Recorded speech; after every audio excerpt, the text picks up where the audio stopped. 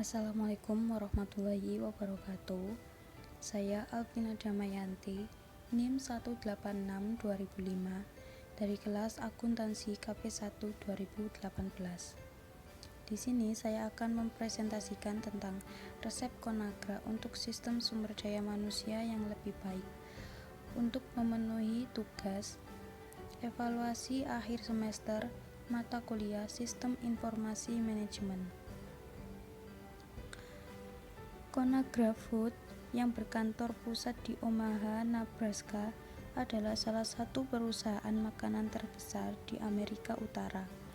Menyediakan makanan cepat dan nyaman, camilan lezat, dan makanan ringan dengan merek seperti Libby's, Banquet, La Choy, Han, Healthy Choice, dan Blue Bennett.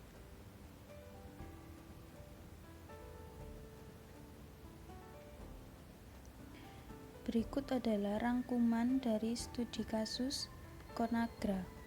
Yang pertama, manajemen. 1. Menganggap SDM sebagai bahan penting dalam keberhasilan usahanya.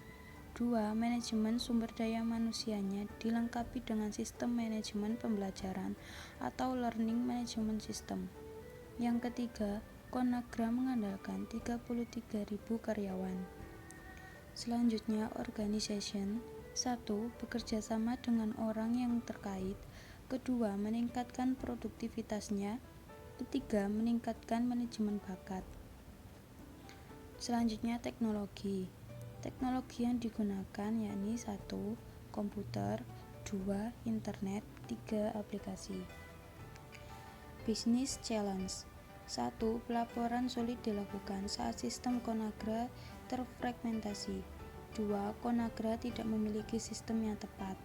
3. Tidak ada sistem pusat untuk menampung dan mengelola data. Selanjutnya, informasi sistem. Yang pertama, MyRecep. Yang kedua, Success Factors. Selanjutnya, Business Solution. 1.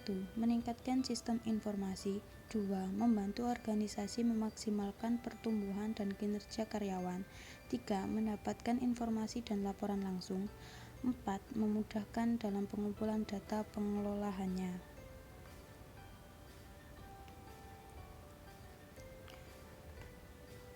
Kebutuhan informasi untuk Conagra. Ada 5 kebutuhan informasi yang dibutuhkan oleh Conagra. Yang pertama, data tenaga kerja, dapat menyimpan serta membagikan data dalam sistem cloud.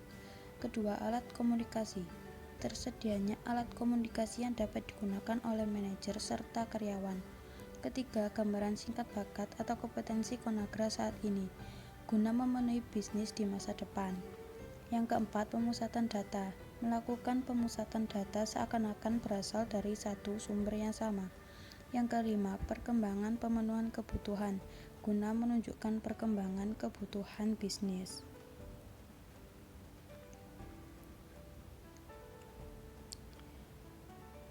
Selanjutnya adalah metode yang digunakan oleh Conagra adalah otomatisasi.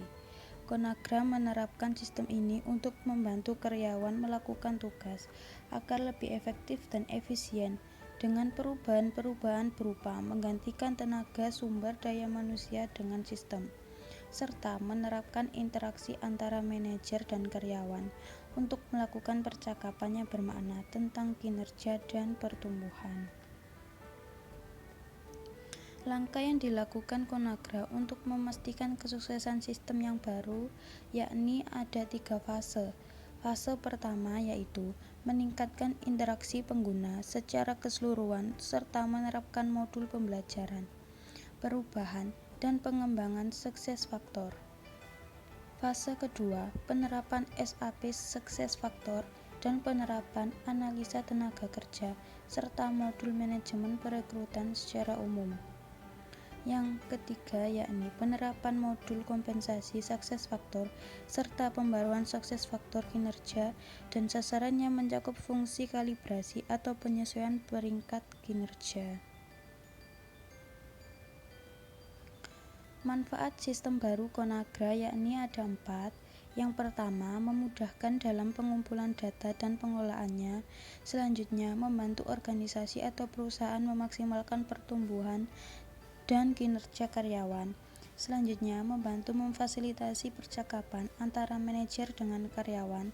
Dan yang terakhir, melengkapi manajer dengan informasi yang dapat mereka artikulasikan kepada manajemen yang lebih tinggi.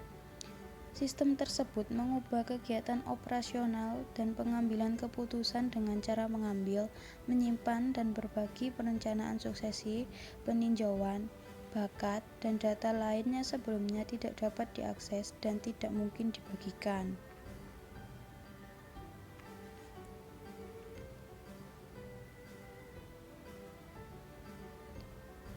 Apakah sistem baru bebas dari ancaman pasif maupun aktif? Ancaman aktif yakni kejahatan terhadap komputer, yang kedua kecurangan. Ancaman pasif yang pertama bencana alam, kegagalan sistem, dan yang terakhir kesalahan manusia. Jika dilihat dari ancaman-ancaman yang mungkin terjadi, maka sistem baru pun tidak akan bebas dari ancaman pasif maupun aktif, karena kejahatan terhadap komputer, kecurangan, bencana alam, kegagalan sistem, dan juga kesalahan manusia bisa saja terjadi, bahkan bisa saja itu terjadi di luar dugaan. Jadi tetap saja akan ada ancaman pasif dan aktif meskipun sistem diperbarui. Terima kasih. Wassalamualaikum warahmatullahi wabarakatuh.